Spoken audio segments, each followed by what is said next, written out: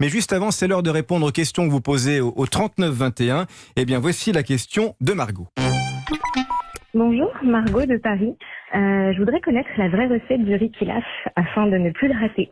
Merci la table des bons vivants. Au revoir.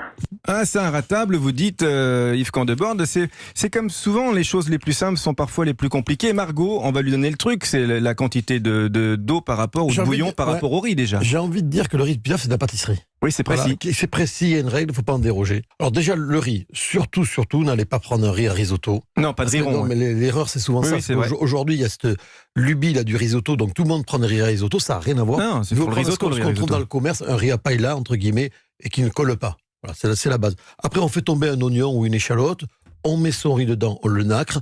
Avant de mettre le riz dedans, on mesure le riz. Nacré, c'est le rendre translucide en le mettant dans la matière grasse. Voilà. Mais l'important, c'est qu'il faut mesurer le riz avant. Ouais, exactement. Vous le pesez, ou vous le mettez dans un récipient. Ou le verre mesureur. Moi, je fais ça au verre mesureur, ça marche bien. Exactement.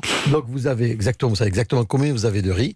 Donc, vous mettez votre riz dans votre oignon, vous le rendez translucide, et vous mouillez avec une fois et demie, voilà, le volume du riz. Vous lui donnez une petite ébullition, vous l'assaisonnez, et vous l'enfournez dans un four pendant entre 15 et 16 minutes. C'est dans un four. Et vous n'y touchez pas. Le truc de pro, c'est ça, c'est le four. C'est pas sur la plaque de cuisson, c'est au four à 200 degrés. À combien 200 degrés. Il faut un four à 200 degrés. Mais surtout, on ne le remue pas, on ne le touche pas, on le laisse. C'est-à-dire qu'à un moment donné, le riz, les grains de riz vont absorber intégralement tout le liquide et vous allez avoir un riz pilaf qui est terminé. Quand vous le sortez avec une fourchette, vous y mettez une belle noix de beurre, vous l'égrainez à la fourchette de noix de beurre et votre riz pilaf, il est prêt.